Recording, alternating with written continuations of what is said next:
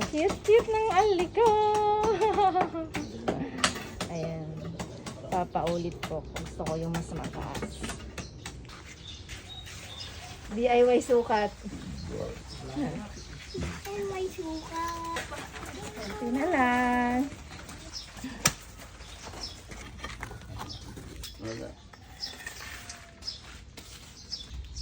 Sobra pang nga eh.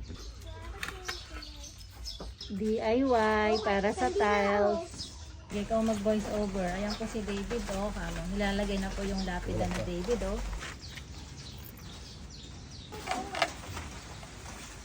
So, ayan yung tarpaulin ni David. Pinagawan ko siya ng tarpaulin. Ayan. Ito yung baby siya. Ayan. Cute. Ito nag-birthday siya. Tapos ito yung tattoo ko. Lagay ko din. Ayan siya. Ayan siya nung may sakit na. Payat na siya. Ayan. Ang ganda. Madami pa siyang picture pero yan lang yung ano. Cutie! Ayan. Hindi pa to yari. Nag-busy po yung gumagawa. Ayan. David na love.